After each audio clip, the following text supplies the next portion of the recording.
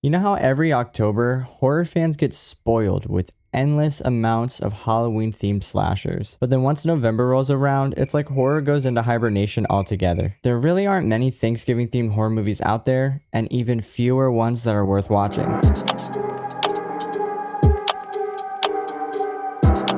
What's up everybody, welcome back to the channel. I'm Keelan, and with Thanksgiving right around the corner, I figured right now is the best time to carve into some Thanksgiving horror themed movies. I went down the rabbit hole to find the cult favorites and the deep cuts that no one's really heard about, all to bring you the ultimate Thanksgiving horror reviews list this month. And today's movie, The Last Thanksgiving, is definitely one of those lesser known films. Written and directed by Eric Lawrence, The Last Thanksgiving was released in 2020 through Scream Teen Releasing. It's a micro-budget indie horror film that started filming in between 2016 and 2018 and took a while to finish due to its small production size. The entire movie was made on a shoestring budget of only $10,000, and it really embraces that grindhouse slasher throwback style. The story follows the staff of a small-town diner that decides to stay open on Thanksgiving, only to become the main course for a family of cannibalistic pilgrims out to remind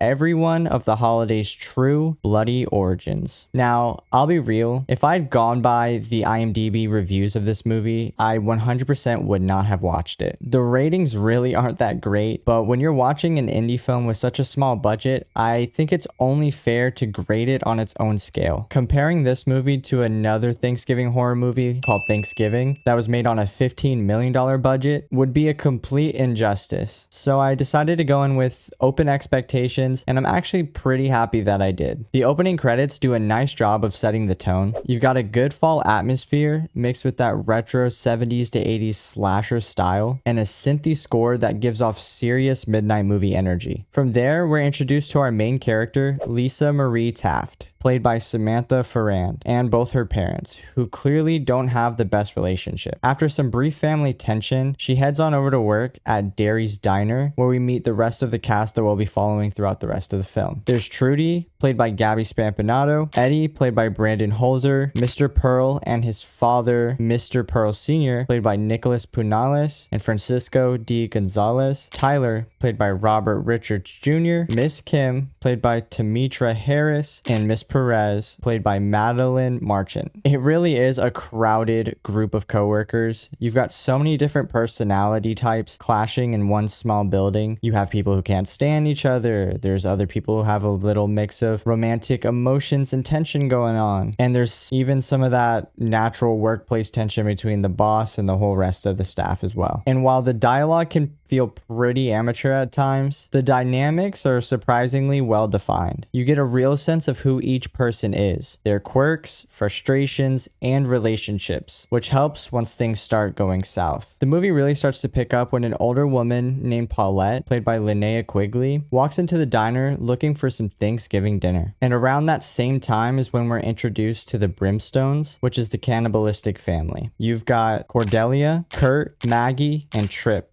along with a couple of surprise family members we meet later on. Things start heating up when Kurt shows up to Derry's pretending to look for a job. He's charming at first, but it doesn't take long before he takes out Mr. Pearl in brutal fashion, a whisk to the eye, with a nice little seafood pun thrown in for good measure. It's darkly funny, but more importantly, this is the first moment where we get to see the movie's surprisingly solid practical effects. Considering the budget, the gore actually looks really good. It's one of those movies that you can definitely tell the team cared more about creativity than polish. You can really feel the passion behind it, and that's something I always appreciate about indie horror. From here, the Brimstones descend on Derry's crew one by one. Trudy's taken out next in a scalp ripping scene that's easily one of the movie's best kills. Then Maggie and Kurt go on to take out a couple more of the crew members, including Miss Kim and eventually Mr. Pearl Sr., who despite being wheelchair bound, puts up a serious fight before meeting his end. It's a solid sequence that really shows the movie's practical gore, emotional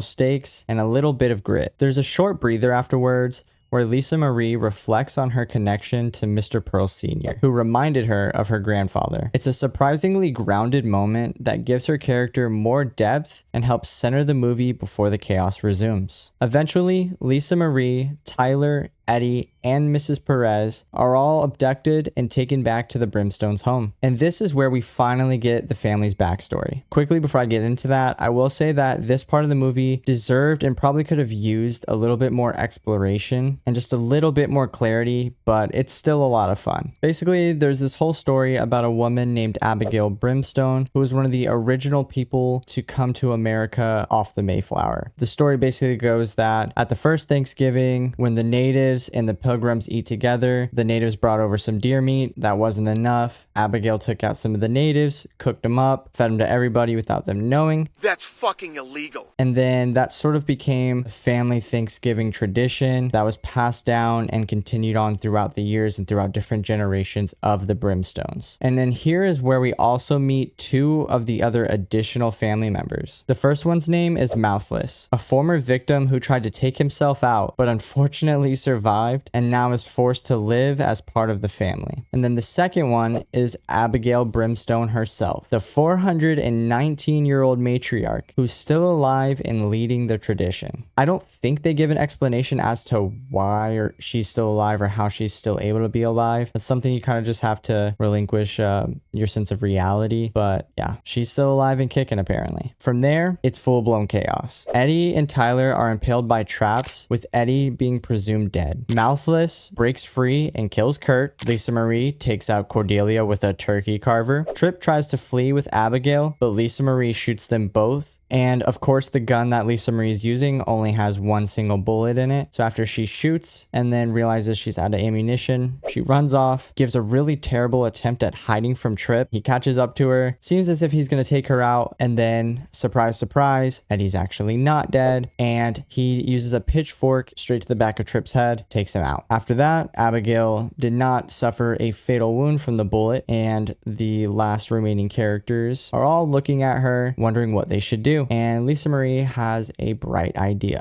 They shove her in the oven to roast. Now that is the perfect ending to a Thanksgiving horror film if I've ever seen one. So, how do I feel about The Last Thanksgiving? Well, I'm so glad that you asked. I actually had a really good time with it. The Thanksgiving backdrop works really well, and I actually really enjoyed this idea of this pilgrim cannibalistic family passing on these traditions from generation to generation. One critique I do have is that I wish the movie would have saved the cannibal aspect of the family until later on in the movie as part of the big reveal. I personally think that revelation later on in the movie would have given it a better punch. They also try a very meek attempt at some social commentary with the Thanksgiving origin and how we all kind of celebrate it, but it really has this dark history intertwined. And while I can appreciate that, it really doesn't go deep enough for it to have any sort of impact. I think what really works the best for this movie is the kills, the practical effects, and the commitment to its retro slasher style. It's campy, it's self-aware, but it's actually surprisingly watchable for a movie with such a small budget. Honestly, I think if this movie ever got remade with a bigger budget and a tighter script, it could really be something special. It's not perfect, but it definitely scratches that Thanksgiving horror itch that I've had this month. And I definitely see myself rewatching this at least once a year during the Thanksgiving season. But what about you? Does The Last Thanksgiving sound like a horror film you check out? Let me know down in the comments. Be sure to like, subscribe, and ring the notification bell so you never miss any of my new uploads. I hope you guys are enjoying your November thus far. Thanks for watching Kill the Credits. Be safe out there, and I'll see you in the next video.